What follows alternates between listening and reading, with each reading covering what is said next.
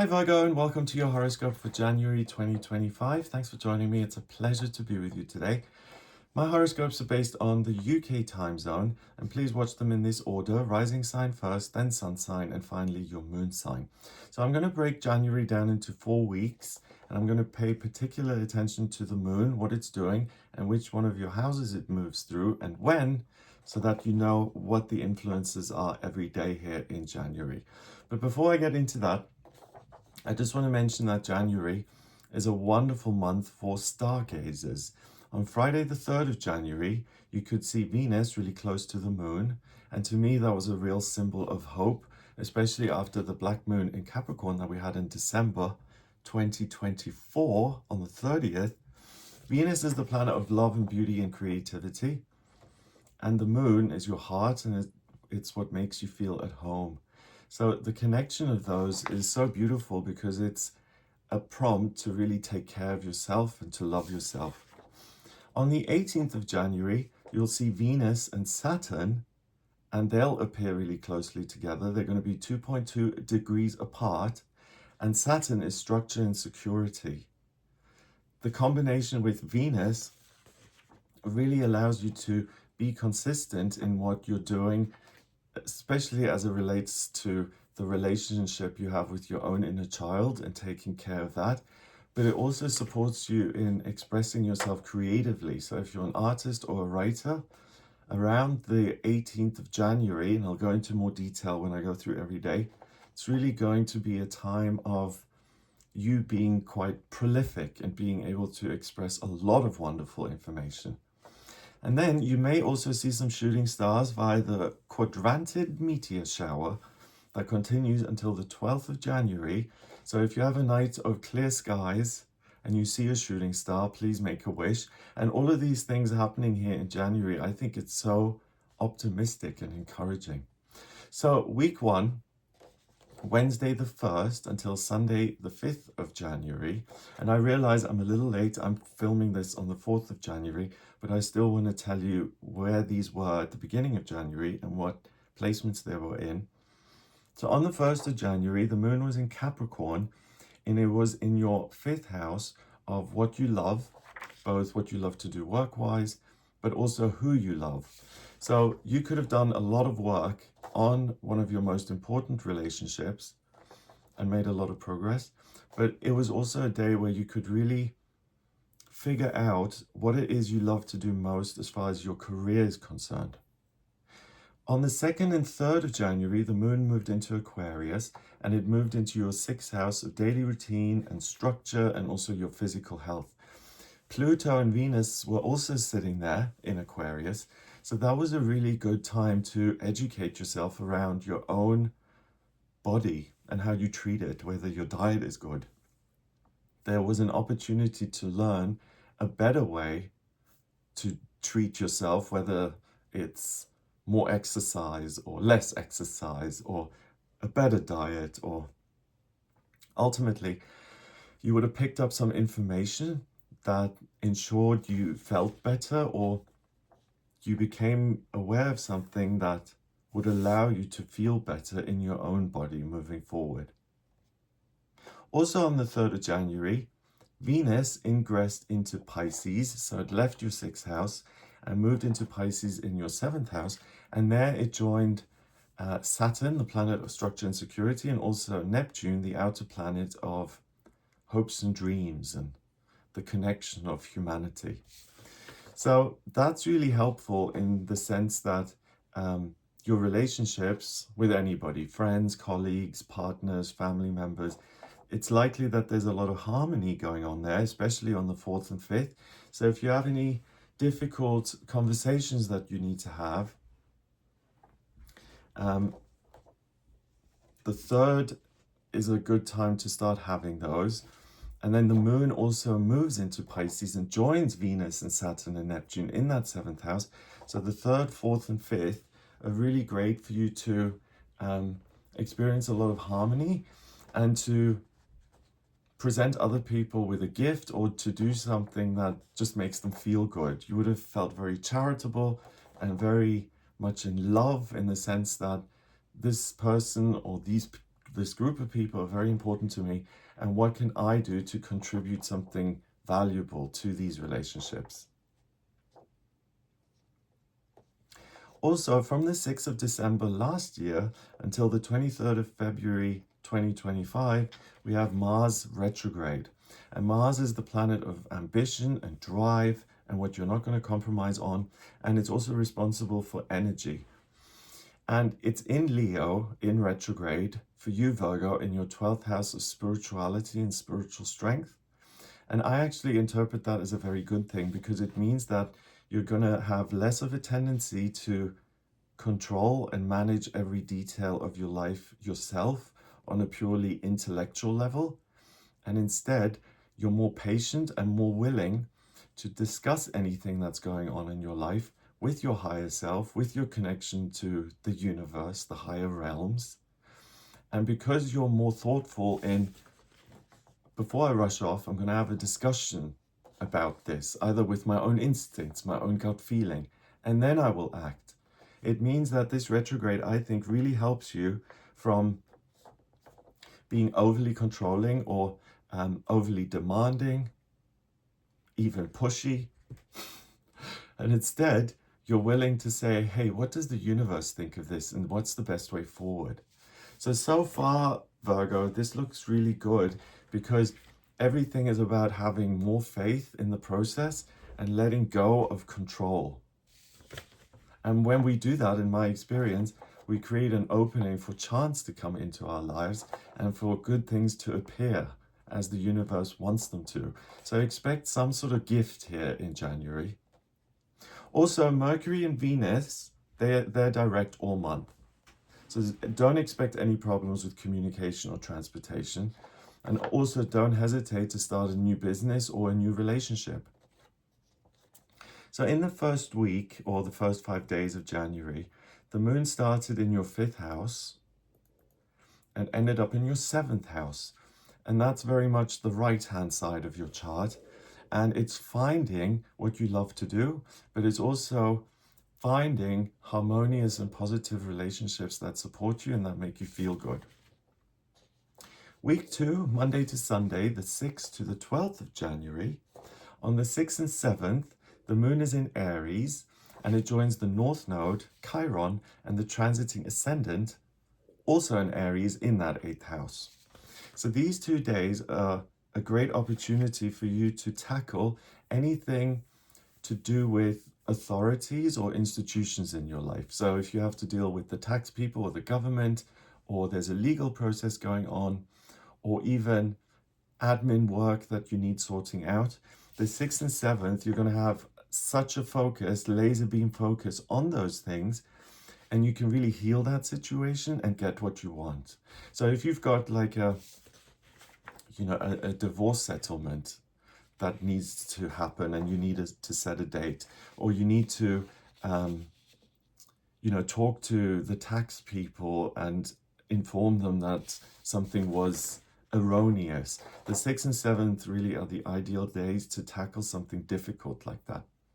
On the 6th of January as well, Mars retrogrades back into Cancer, and it moves out of your 12th house and goes back into your 11th house of hopes and dreams. So Mars is it ruled Aries, right? The first sign of the zodiac, that's a fire sign. So I was quite happy in Leo because it's also a fire sign. Mars in Cancer can be a little frustrated because rather than focusing and getting what he wants, the focus is now on taking care of other people, or taking care of hopes and dreams, or the inner child. It's in retrograde though, and it's next to the part of fortune and Hades, also in Cancer, in your 11th. So I really think, again, that this month and this placement sees you chilling out a little bit and saying, do you know what, I don't have to control everything for good things to happen. Weirdly, the consciousness or the thinking is, I know good things are going to happen. I feel the universe. I trust the process, and I'm going to be hands off as much as possible. And ironically, it sets you up to have your hopes and dreams realized. So all you need to do really is take care of yourself, connect to the higher realms or your gut feeling or the universe, or whatever you want to call it, and sit there and wait for good things to come into your life without you doing very much. On the 6th of January as well, the moon reaches its second quarter. It's waxing, so it's getting bigger and bigger on its way to becoming a full moon in Cancer on the 13th of January. And the 6th of January, therefore, is the time when it's easiest for you to tackle any difficult circumstances that involve bureaucracy, red tape, institutions. On the 8th and 9th, the moon goes into Taurus, and it moves into your 9th house of education, travel, and the higher realms. And that's a great time if you have the opportunity to connect with nature. The 8th and 9th are best for that.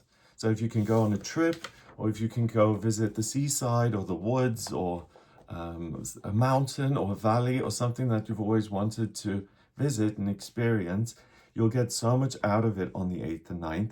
And on the 8th as well, we have Mercury ingressing into Capricorn.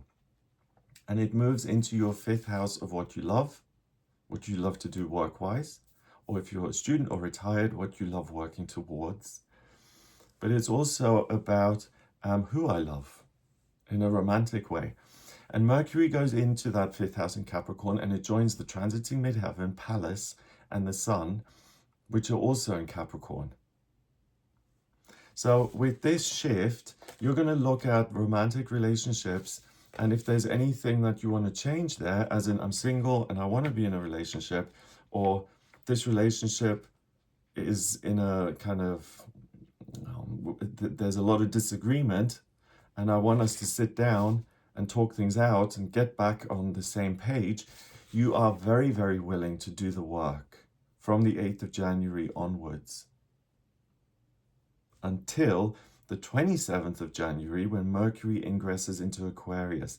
So from the 8th until the 27th, if you want to go on dates or you want to have a sit down, you're really willing to do the work. And as long as you put yourself in those positions where you can change your relationship status, or you can change what you're working on, talk to the universe again via Mars in Cancer in retrograde in your 11th, and do the work, but have a distinction between this is what I can control and this is what I can do, and this is out of my hands, and only do the things that you have control over. On the 10th and 11th, the moon then goes into Gemini, and it joins Jupiter, the great benefic, the lucky planet of growth and abundance and good fortune. And that's also in Gemini in your 10th house of career. So Virgo, on those 2 days, the 10th and 11th, expect some good news about your work. And with Jupiter sitting in Gemini in your 10th house all month, this really ought to be a very good month for you in terms of your career. So expect a lot more positivity than you're used to. And even if you're not quite sure yet what you want to do work-wise, with Mercury in Capricorn in that 5th house, by experimenting a little bit and looking around, you'll find what it is you love to do.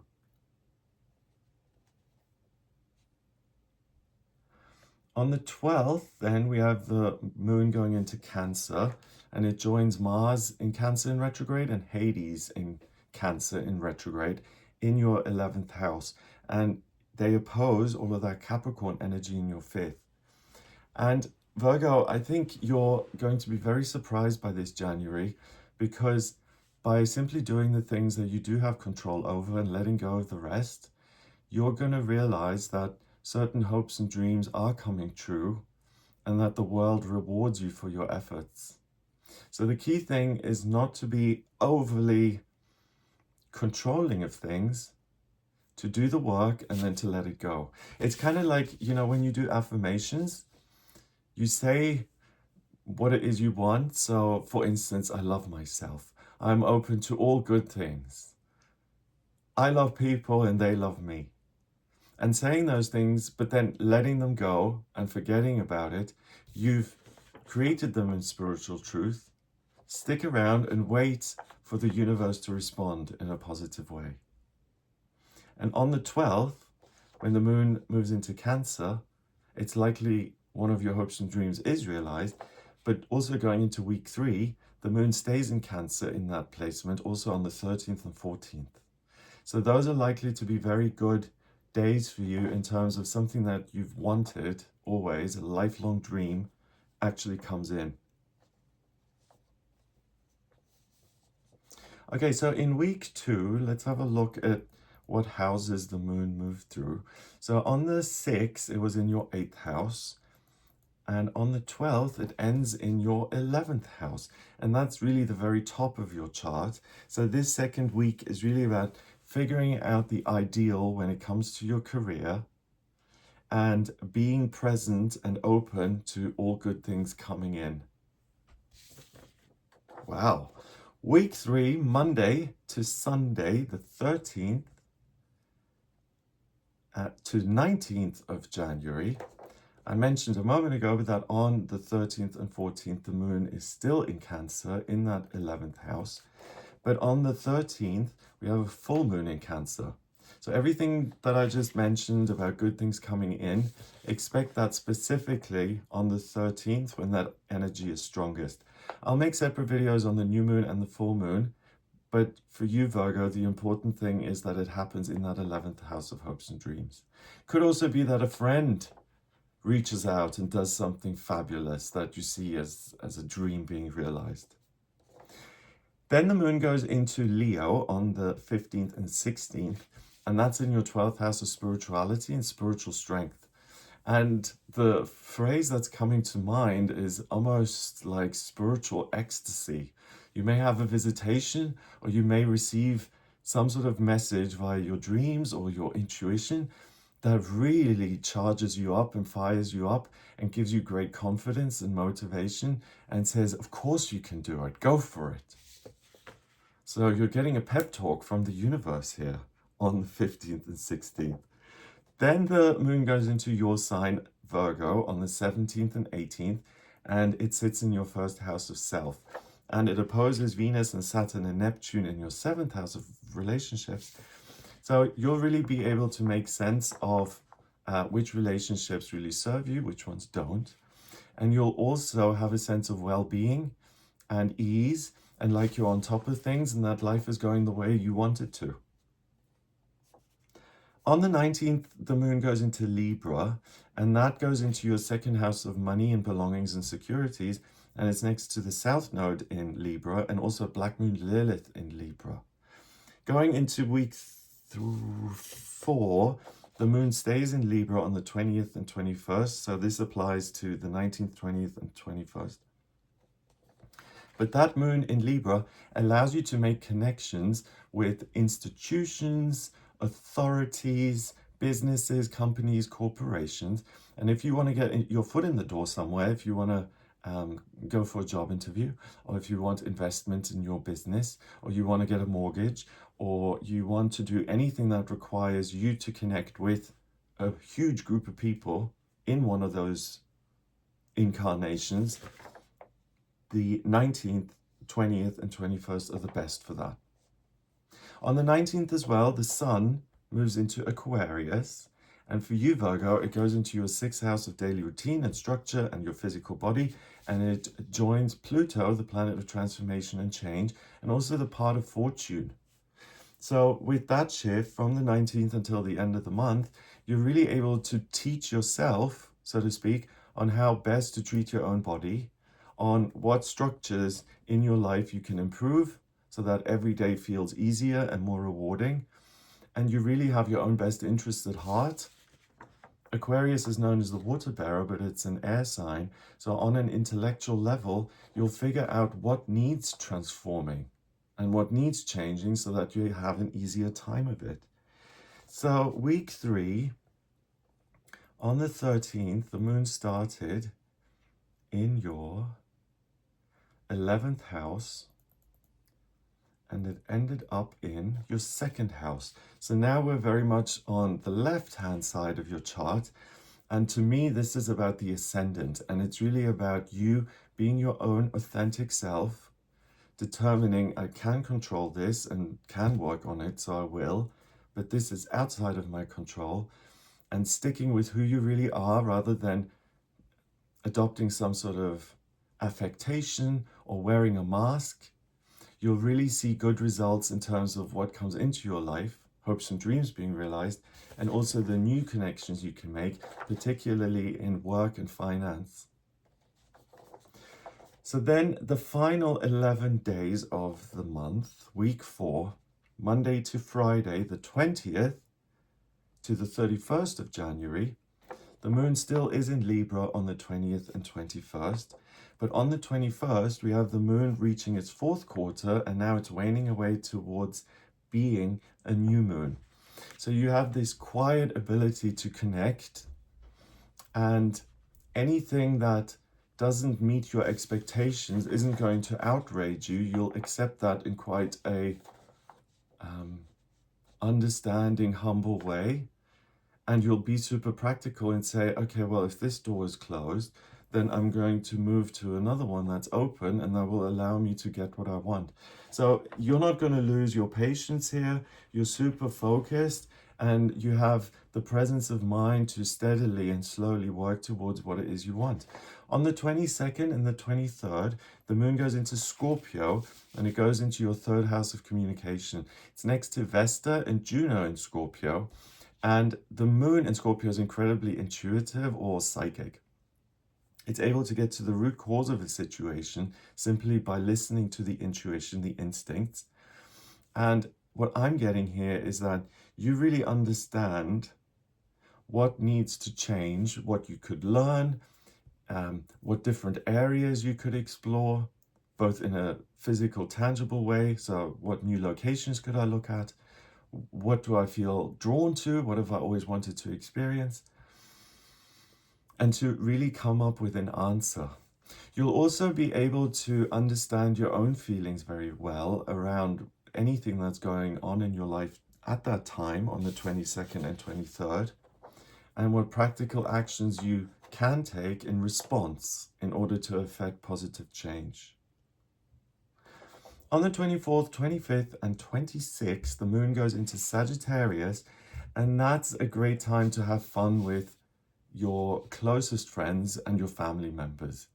So if you have the opportunity to go somewhere as a group or to explore something that's designed just for fun and for you to get out of the grind a little bit, doing that with the people closest to you is going to be incredibly rewarding around that time. The 27th and 28th, the moon goes back into Capricorn, into your 5th house of romantic relationships and what you love to do. And now we've got Pallas and Mercury also sitting there in Capricorn. So you may have a desire to work on your intimate relationships, existing ones, or creating a new romantic relationship, but also to revisit this thing of, if I don't love what I do every day on a working basis, then now I can figure out what I really love to do and what changes I need to make so that that becomes a reality.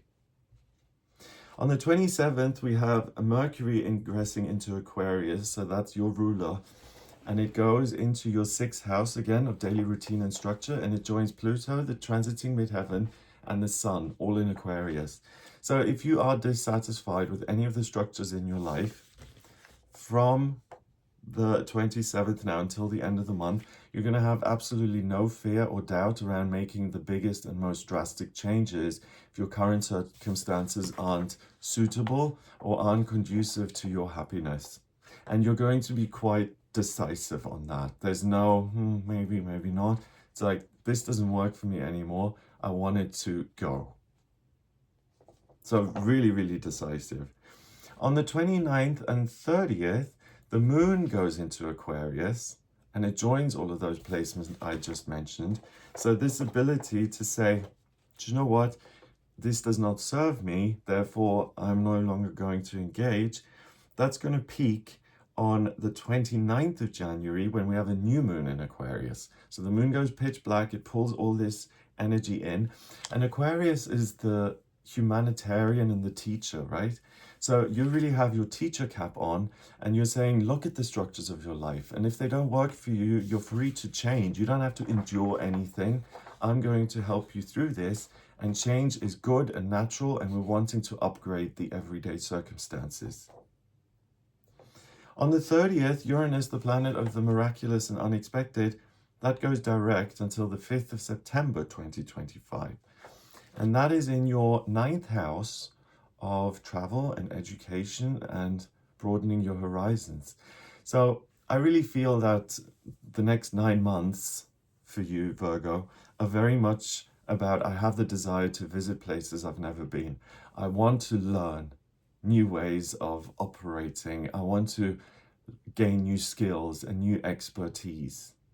I want to broaden my mindset and really experience what life has to offer. And ultimately, I would say a huge sense of curiosity appears within you. And you'll want to try out lots of different things.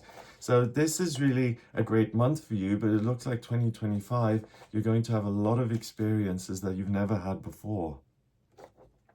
Finally, on the 31st of January, we've got the moon going into Pisces, and it joins Saturn and Venus and Neptune and the North Node also in Pisces. And this is a good day for harmony in all of your relationships with your colleagues, your boss, your family members, your friends. So again, if there's an opportunity to spend time with other people, the last day of the month is really great for that. So let's see how the moon moved through your chart in the last 11 days of the month here. It started in the 2nd house of money, and it ends up in your 7th house of relationships. So that's the 2nd and 3rd house, the 2nd quadrant, houses 4, 5, 6, and then the 7th house. So really, this is about finding where or what the genuine foundations of your life are that give you a sense of well-being, how you can make changes in those areas so that you feel more secure on an everyday basis, that you feel more at home in your own life, and the confidence and the courage to adapt and to embrace change and to say, the journey isn't done. I'm going to make these changes and have a different experience as a result. So that's what I get for you here in January. I hope you have a fabulous month, Virgo. If you'd like a personal reading with me, please get in touch via my website, gregoryscott.com. In my personal readings, I use astrology, the tarot, numerology, as well as my own intuition. If you just want me to use astrology or just the tarot, that's no problem, let me know. And to draw up your birth chart, I need your place of birth, date of birth, and time of birth. If you don't have the time of birth, then please order a chart rectification with me. That's a process where I work it out manually so that your ascendant is accurate and also the house placements. And once I have your chart in front of me, I really can answer any questions that you may have, or I can look at what's coming up in the year ahead. If you like this video, give it a thumbs up, please, so it shows up in searches. Subscribe for more videos. And if you like this video and you want to share it with someone who you think may also like it, then please do.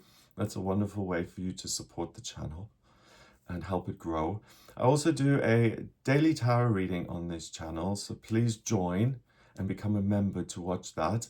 And watch this space for the videos on the full moon and the new moons that are coming up. Have a great January, and I'll speak to you soon.